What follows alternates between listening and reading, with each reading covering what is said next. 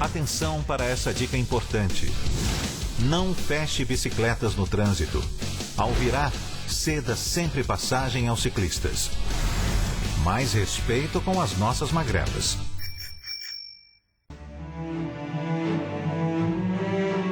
No dia 10 de julho, François Mitterrand, presidente da França e recém-convertido à economia de mercado, fez uma visita à volta da França e tentou tirar proveito da situação.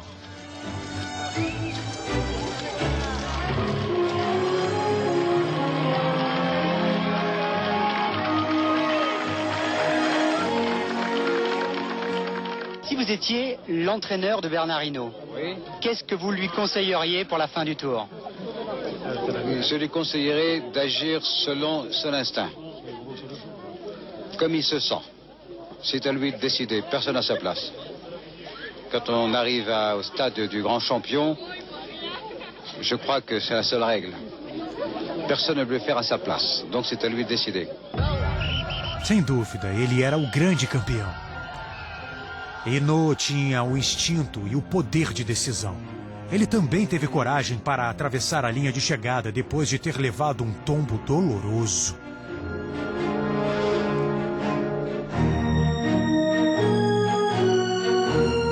Se ele quisesse ser pentacampeão, teria que sofrer. Seu apelido, o Texugo, parecia ser mais perfeito que nunca, porque esse homem nunca desistia. Os Pirineus tinham tudo para trazerem mais sofrimento. Ainda mais com os seus companheiros de equipe, Greg LeMond, que parecia estar impaciente.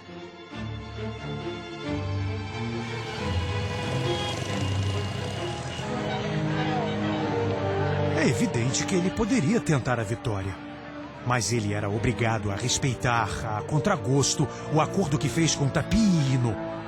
Sacrificar suas próprias ambições para ajudar o francês a se juntar a Anquetil e Merckx no hall dos pentacampeões da Volta da França. E o contrato era inegociável. Uma Volta da França para Hinault e nada para o americano, que não conseguiu disfarçar a frustração. Em Paris, nem a Marselhesa tocada para saudar o campeão Hinault conseguiu arrancar um sorriso dos dois companheiros de equipe.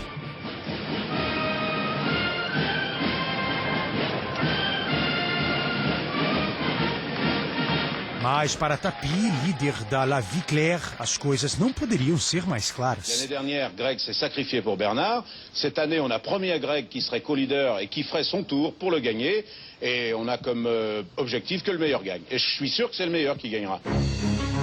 Tapi foi hábil como sempre. Ele e Hinault prometeram a LeMond que a vitória naquele ano seria dele. Mas na 12ª etapa, Hinault partiu em disparada, jogando para o alto a promessa feita ao americano.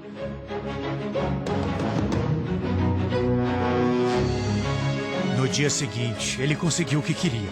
Uma camisa amarela novinha em folha, mas por pouco tempo. Exausto devido aos esforços do dia anterior, ele não tinha mais gás para resistir à reação de LeMond.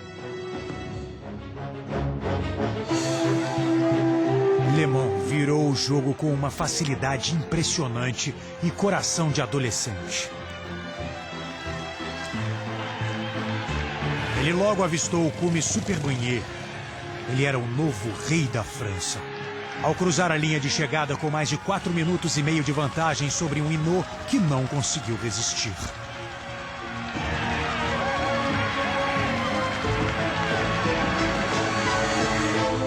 Alguns dias depois, ele se tornou o primeiro americano a vestir a camisa amarela.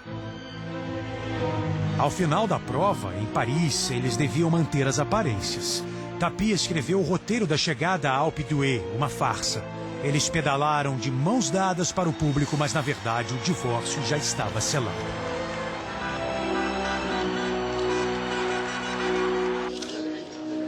Apesar disso, uma semana depois, o embaixador americano e sua esposa, vestida de amarelo, celebraram a vitória do novo campeão em Paris. Os organizadores Jacques Godet e Félix Levitan tinham a consciência do potencial do novo mundo para aumentar a visibilidade e o alcance comercial do seu evento.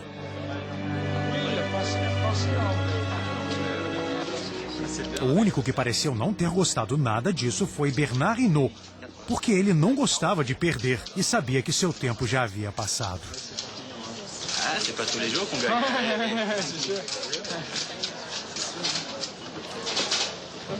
Pas tous les jours.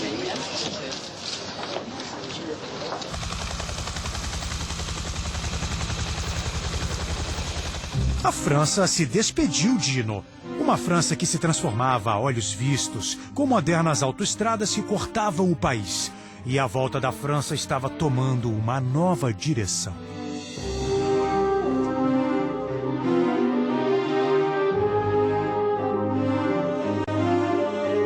O itinerário da prova passou a ser determinado pela rentabilidade e as linhas de chegada foram transferidas dos centros das cidades para os parques industriais, equipados para acolher esse enorme circo em que a volta da França havia se transformado.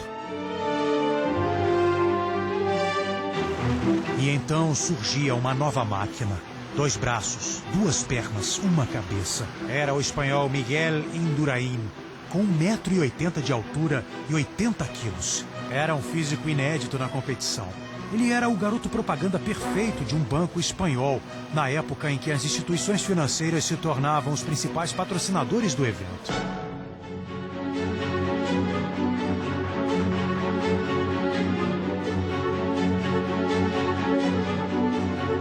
Indurain era um especialista em planejamento do ciclismo.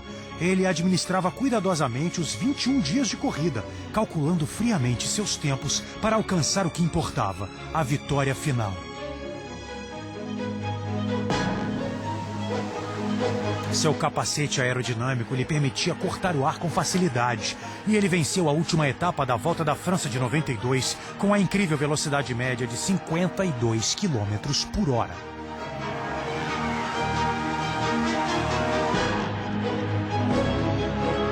Miguel Indurain foi o primeiro Robocop do ciclismo, sempre com o rosto fresco e plácido apesar de todo o esforço físico. O espanhol venceria a Volta da França 5 vezes, ganhando apenas as etapas contra-relógio, nas quais ele corria como um trem-bala. Em 93, o ciclista viajou na cabine desse TGV, símbolo de uma França que mudava a todo vapor. Madame, mademoiselle, monsieur, bonsoir. Ici votre commande de bord Luc Leblanc. Nous sommes sur le TGV 586 en direction de Marne-la-Vallée.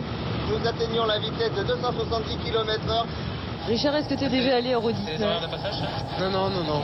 Je suis jamais allé et j'ai hâte d'aller toucher les oreilles de Mickey parce que depuis qu'on en parle... O tiro de largada da volta de 94 foi dado na Disneylândia.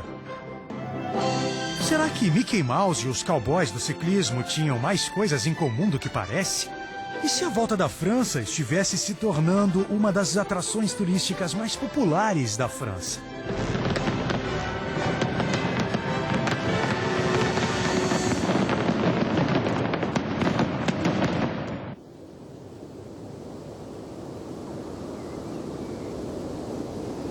O mundo encantado de Mickey foi esquecido rapidamente. A crueldade da prova voltou a se impor. No dia 18 de julho de 95, o jovem ciclista italiano Fabio Casartelli morreu ao cair na ladeira do Portet d'Aspet, nos Pirineus. Caído no asfalto, ele nunca mais se levantou. Na ponta, um jovem francês, já vestindo a camisa que distingue do Rei da Montanha, corria na direção da linha de chegada. "Bate aqui", diz ele. Richard Giviran parecia um menino e já havia conquistado a torcida. Ele não sabia que mais atrás na pista, seu colega italiano havia perdido a vida.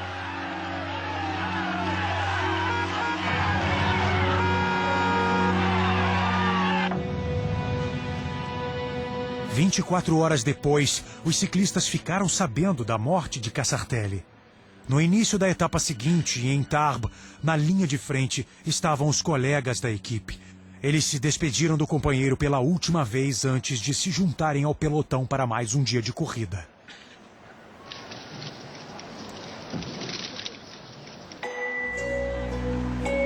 No dia seguinte, em Limoges, um dos companheiros de Casartelli, um certo Lance Armstrong, venceu a etapa.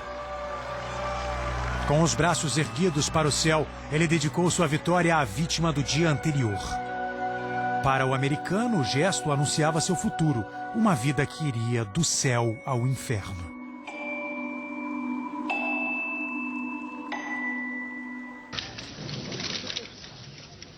Há alguns meses mais tarde, o destino pregou uma peça naquele que havia prestado uma homenagem tão bonita ao falecido companheiro de equipe. They told me to go immediately back to the doctor's office, and this was after closing hours, and they said he'd be waiting, and I thought, oh man.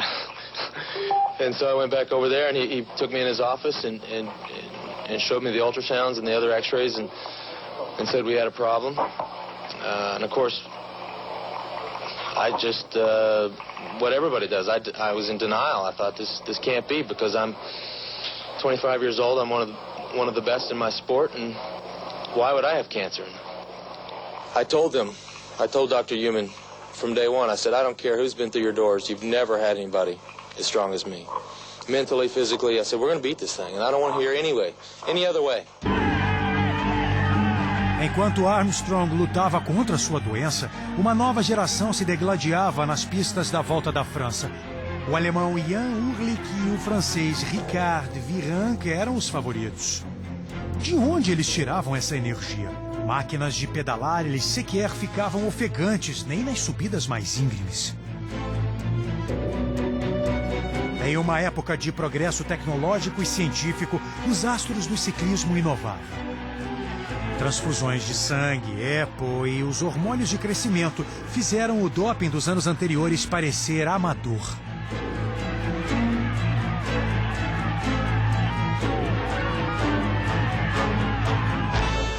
Em 98, uma bomba explodiu na Volta da França com o caso Festina. 4 dias antes do início da competição, o preparador físico da equipe, Willy Voet, foi preso em flagrante com 400 substâncias proibidas no seu carro. Uma semana depois, Bruno Roussel, chefe da equipe Festina, foi detido pela polícia e seus advogados reagiram.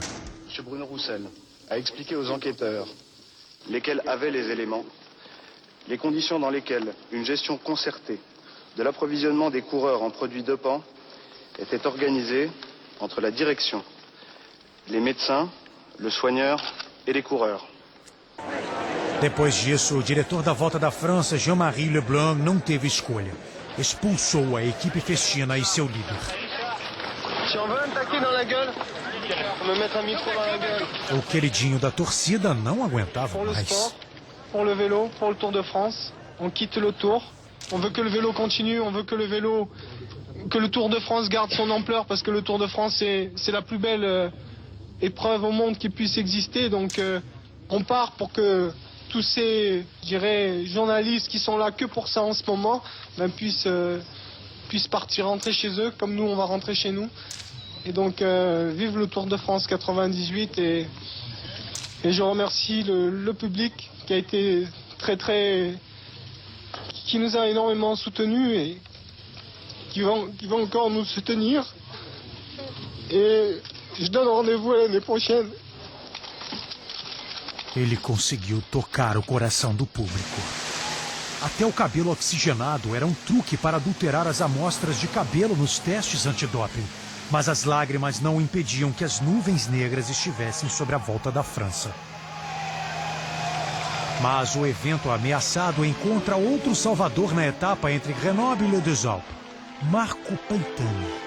Na subida do Galibier, o italiano deixou os rivais para trás e conquistou 30 segundos de vantagem a cada quilômetro dessa subida impressionante.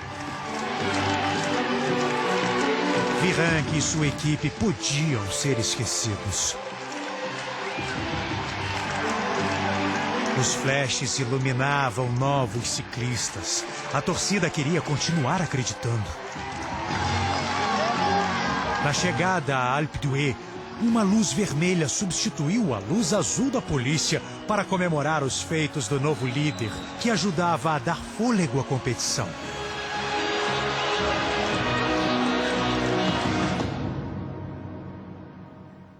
Atenção para essa dica importante. Não feche bicicletas no trânsito. Ao virar, ceda sempre passagem aos ciclistas. Mais respeito com as nossas magrelas.